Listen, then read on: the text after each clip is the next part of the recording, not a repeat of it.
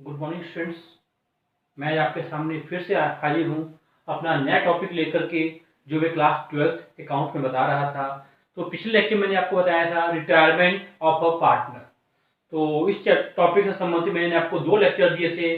पहला lecture calculation of sacrificing ratio and new profit sharing ratio, और दूसरा lecture दिया था accounting treatment of goodwill at the time of retirement of a partner. आज आपको बताऊंगा अब next topic accounting treatment of reserve and accumulated profit and loss. तो इसका अकाउंटिंग ट्रीटमेंट क्या होगा, किस प्रकार से होगा। तो जैसा कि मैंने आपको अपने पिछले chapter admission of a partner में बताया था कि accounting treatment reserve and accumulated profit का किस प्रकार से होगा, सेम वैसे ही अकाउंटिंग ट्रीटमेंट रिटायरमेंट के टाइम पर भी इन सब चीजों का होगा। तो सबसे पहले बात करते हैं रिजर्व की। रिजर्व क्या है? किसी प्रकार का reserve, contingency reserve, general reserve या रिजर्व फंड, जो कि लायबिलिटी साइड में पार्टनरशिप के बैलेंस शीट में दिखाई गई थी, उस रिजर्व को at time of retirement of a partner old ratio में राइट ऑफ कर दिया जाएगा। तो इसकी एंट्री बनती है old reserve account debit, reserve account debit to old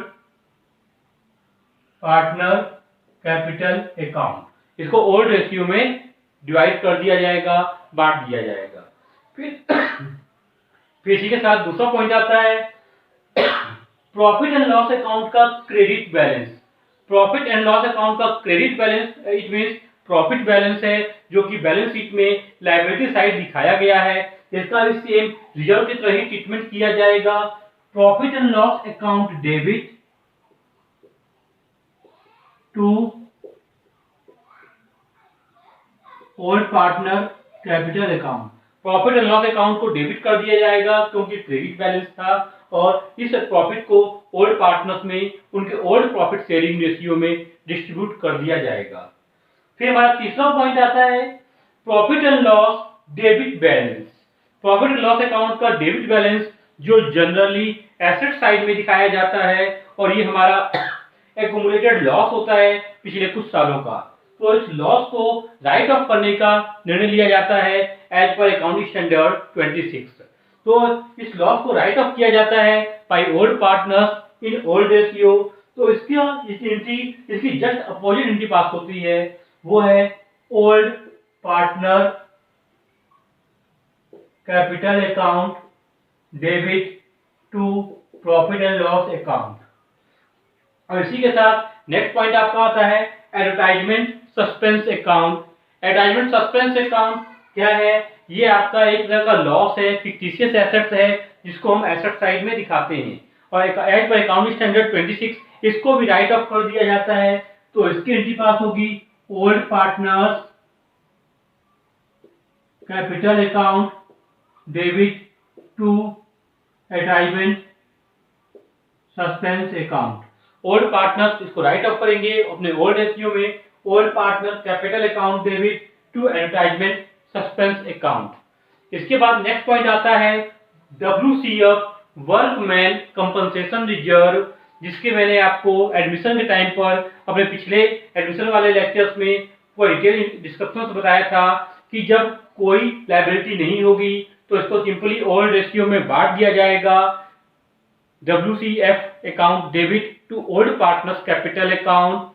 और अगर इसके अगेंस्ट में एडिशनल इंफॉर्मेशन में कुछ लायबिलिटी बताई गई होगी तो हम वेरीफाई करेंगे कि लायबिलिटी फंड से ज्यादा है, कम है या बराबर है।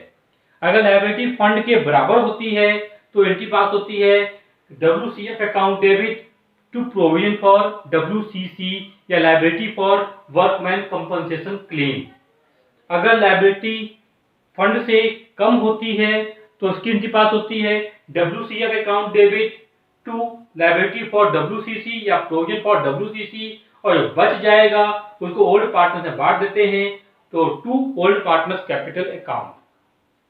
और अगर लायबिलिटी फंड से ज्यादा है तो हमारे पास हमको एक्स्ट्रा लॉस हो रहा है, तो WCF account debit extra loss के लिए revaluation account debit to provision for WCC या liability for workman compensation claim. अब हम बात करते हैं इसी के साथ लास्ट पॉइंट IFF के बारे में, इन्वेस्टमेंट फ्लक्चुएशन फंड या इन्वेस्टमेंट फ्लक्चुएशन रिजर्व। तो IFF के बारे में हम क्या बताएंगे, इस फंड को भी ओल्ड पार्टनर्स में ओल्ड रेशियो में बांट दिया जाता है और ये एसेट्स इन्वेस्टमेंट के अगेंस्ट में फंड क्रिएट किया जाता है, उसमें फ्लक्चुएशंस को ध्यान में रखते हुए। और यदि आपको फ्यूचर में एज पर एडिशनल इन्फॉर्मेशन कोई इन्फॉर्मेशन नहीं दी है या एसेट्स की वैल्यू सेम इन्वेस्टमेंट की वैल्यू जो पहले थी वही वैल्यू दी हुई है, तो आपको कोई लॉस नहीं होता है। तो IFF को ओल्ड पार्टनर्स में ओल्ड रेशियो में डिस्ट्रीब्यूट कर दिया जाएगा। Old partners capital account debit to IFF account debit to old partners capital account. और यदि एज पर एडिशनल इन्फॉर्मेशन इन्वेस्टमेंट की वैल्यू इंक्रीज होती है तो यहाँ पर दो एंट्री पास होंगी। पहली एंट्री IFF को डिस्ट्रीब्यूट करने की, IFF account debit to old partners capital, क्योंकि अब इसकी आवश्यकता नहीं है। और दूसरी इन्वेस्टमेंट की वैल्यू इंक्रीज करने की, investment account debit to revaluation account. और नेक्स्ट पॉइंट आता है, अगर इन्वेस्टमेंट की वैल्यू डिक्रीज करती है तो यहाँ पर हमको लॉस हो रहा है, तो हम कंपेयर करेंगे कि लॉस आपका फंड के बराबर है, फंड से ज्यादा है या फंड से कम है। अगर loss is equal to fund then IFF account debit to investment. If loss is less than fund IFF account debit to investment, और जो बचेगा to old partners capital in their old ratio. अगर if loss is more than fund then IFF account debit revaluation account debit to investment account. तो आशा करता हूं कि मेरे आज के द्वारा बताए गए सारे पॉइंट्स रिजर्व एक्युमुलेटेड प्रॉफिट, इसके अंतर्गत reserve, PL account credit balance, PL account debit balance, attachment suspense, WCF और IFF का कंसेप्ट आपको क्लियर होगा। और इसको मैंने आपको डिटेल में पिछले चैप्टर में भी बताया था, आप वहां से भी देख सकते हैं मेरे पिछले लेक्चर्स में।